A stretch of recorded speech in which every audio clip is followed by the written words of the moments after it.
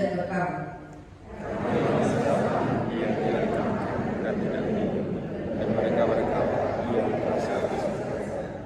Kemudian Anak Manusia datang, ia makan dan minum, dan mereka berkata, lihatlah, ia seorang pelahap dan peminum, sahabat pemungut cukai dan orang berdosa. Tetapi hikmat Allah dibenarkan oleh perbuatannya. Yang berbahagia ialah mereka yang mendengarkan firman Allah dan memeliharanya. Haleluya.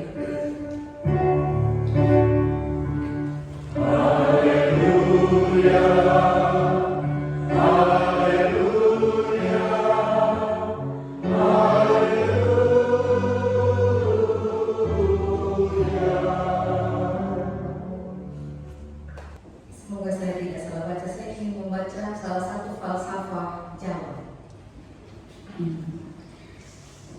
Gusti paring pitedah. Ya. Gusti paring pitedah, bisa lewat bunga, bisa lewat susah. Bisa ulang. Ulang. Gusti paring pitedah, bisa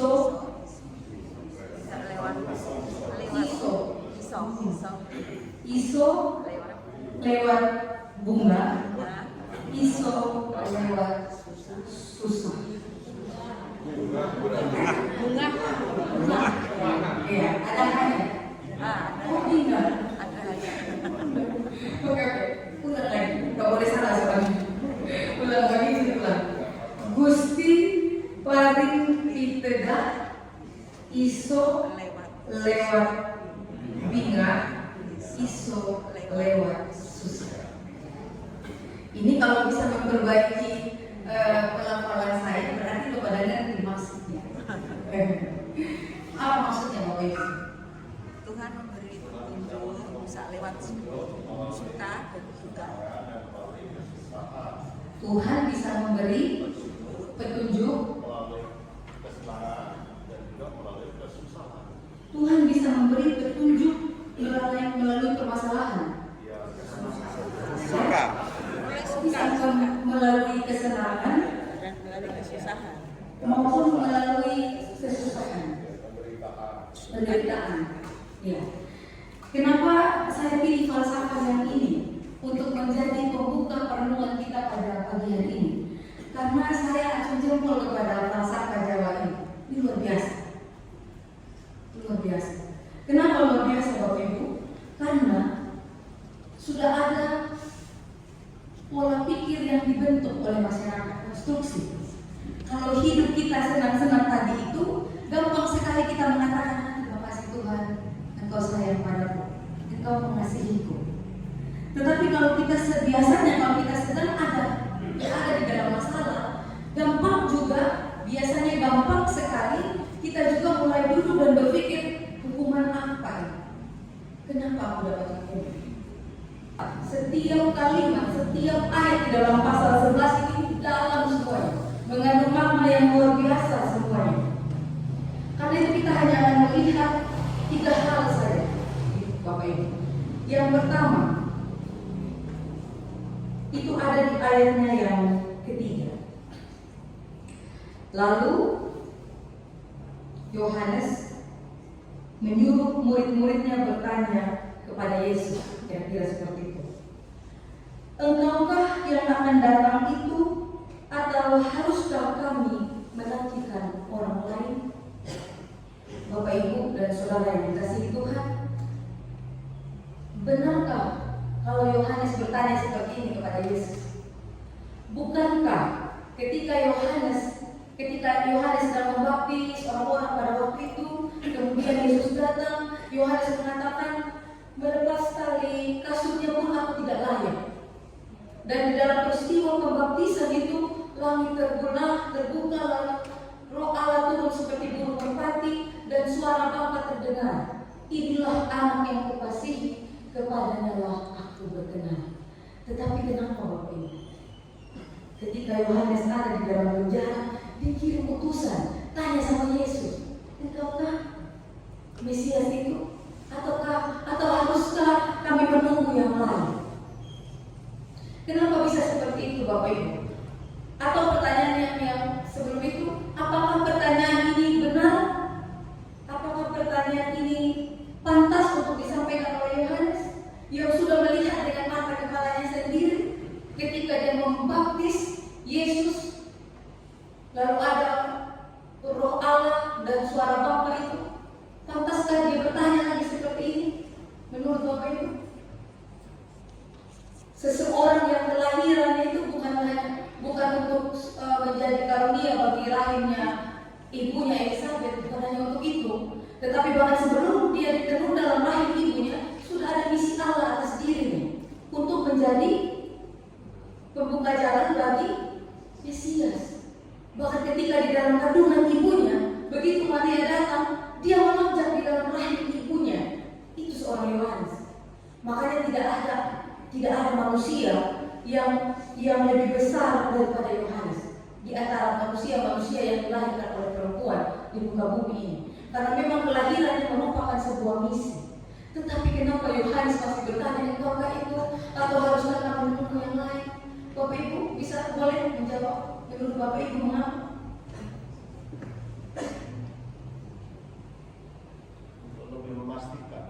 Untuk lebih memastikan. Dan memang saya juga mengajak teman-teman teolog saya berdiskusi, kita berdebat. Saya bilang apakah Yohanes ragu? Tapi jawabannya seperti itu. Enggak. Memastikan bukan karena ragu. Ada kemungkinan, ada keraguan. Nah karena itu, terima kasih Pak. Karena itu ada gaya yang kenal. Ketika Yohanes bertanya seperti itu, Yesus merespon, dan berbahagialah orang yang tidak kecewa dan menolak aku. Nah untuk memahami mengapa lahir pertanyaan Yohanes yang menurut kita konyol Yohanes itu, harusnya ada hikmat Allah yang besar dalam dirinya. Apalagi sudah, ya oke lah dia dikandung dia gak ngerti. Tapi ketika membaptisan itu kan spektakuler. Dia lihat sendiri, itu pengalaman dia sendiri. Kenapa harus bertanya lagi? Begitu. Nah tetapi di ayat yang ke-6, berbahagialah orang yang tidak menjadi kecewa dan menolak aku. Itu pesan Yesus kepada Yohanes sebelum Yohanes dipenggal kepalanya. Jadi Bapak Ibu, kitab yang kita baca ini ada di dalam latar belakang konteks. Jadi kadang-kadang kan malas kalau khotbah itu isinya tentang sejarah gitu. Tapi memang ada hal-hal tertentu dalam renungan firman Tuhan yang kita memang harus tahu sejarah supaya mengerti konteks pembicaraan antara Yesus dan Yohanes ini. Yesus bahkan sampai mati di kayu salib dia tetap orang Yahudi. Bahkan dia punya nama di dalam kaum Yahudi, ada namanya anak haram dari perempuan Yahudi. Itu namanya di dalam kelompok Yahudi, Yesus. Dan memang sampai Yesus wafat, mati, dan bangkit lagi, dia tetap orang Yahudi. Dia tidak pernah berubah jadi orang Jawa, orang Sunda, orang Indonesia, tidak pernah. Dia tetap orang Yahudi. Nah Bapak Ibu dan Saudara yang dikasihi Tuhan, orang Yahudi itu punya konsep, punya cara berpikir tentang Allah Bapa dalam menolong kehidupan mereka. Ada pengharapan eskatologis itu yang masih kita harapkan sekarang, yaitu Kristus akan datang untuk kedua kali. Itu menjadi pengharapan orang Kristen. Tapi ada satu pengharapan yang sudah tergenapi pada kita dan itu belum tergenapi pada orang Yahudi. Jadi kalau Bapak Ibu masih menunggu juga Mesias, berarti Bapak Ibu bisa dikategorikan Yahudi, belum Kristen. Nah, satu pengharapan yang sudah tergenapi itu namanya pengharapan Mesianik. Dalam konsep Yahudi, Mesias itu adalah seorang pemimpin. Nah, kalau Mesias datang, maka dunia ini akan diperintah oleh Allah. Nama lain dari dunia yang diperintah oleh Allah itu adalah surga. Harusnya dunia ini menjadi langit dan bumi yang baru. Kok malah bukan melihat orang-orang Yahudi yang sedang tertindas oleh Romawi, kok malah pergi sama orang-orang non-Yahudi yang sakit. Segala macam penyakit dari orang-orang Yahudi disembuhkan. Bahkan bukan duduk bersama dengan orang-orang yang baik, malah pergi makan sama orang pajak yang suka korupsi, yang suka terima gratifikasi, yang suka nepotisme, masukkan keluarga di perusahaannya, malah pergi makan sama orang-orang gitu. Ini gimana? Ini gak sesuai sama konsep Yahudi. Konsep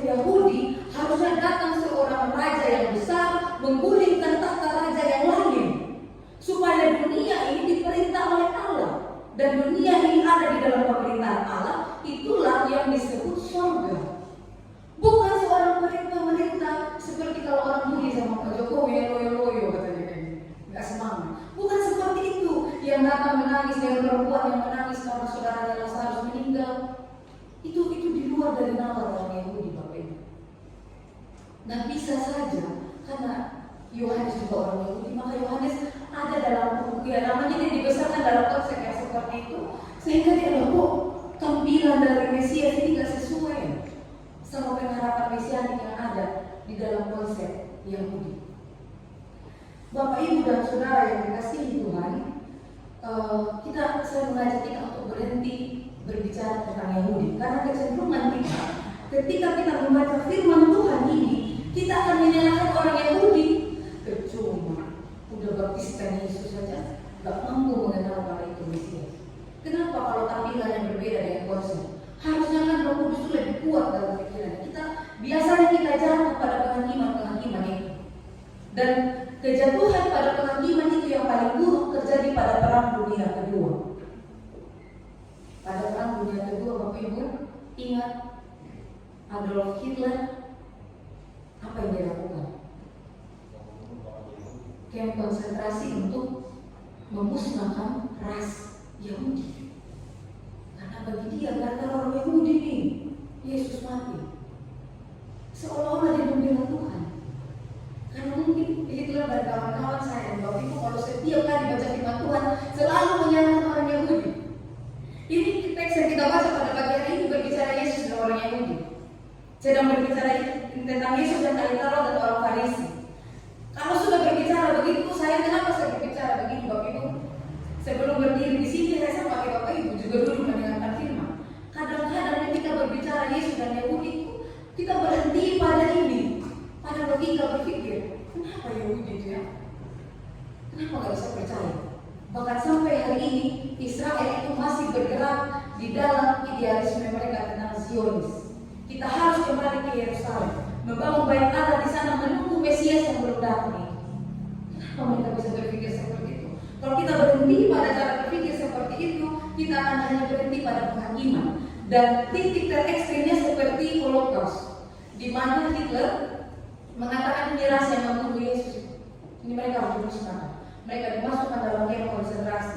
Anak-anak kecil mereka dipakai untuk eksperimen kesehatan dan segala macam. Bahkan pernah ada anak kembar dikembalikan ke rumahnya dengan belakang sama belakangnya itu dijahit dan infeksi. Dan setiap anak itu hanya merang-rang menangis sampai ibunya karena tidak tega membunuhnya. Dan bagi Hitler dan kawan-kawan itu lazim, tak apa mereka aja membunuh anak Allah, wajarlah mereka dilakukan seperti itu. Itu kalau membaca teks Alkitab hanya sebatas menghakimi Yahudi dalam peristiwanya dengan Yesus. Tetapi Bapak Ibu dan Saudara yang dikasihi Tuhan, tadi saya bilang saya bertanya, Tuhan, kaya sekali firman ini, yang mana harus disampaikan?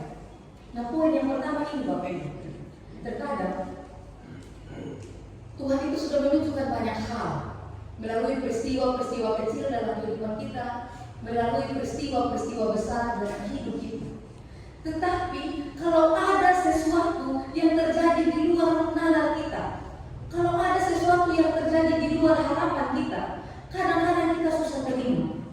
Kalau omongan hal sederhana, misalnya saya gagal kuliah, gagal sekolah, gagal kerja, gampang.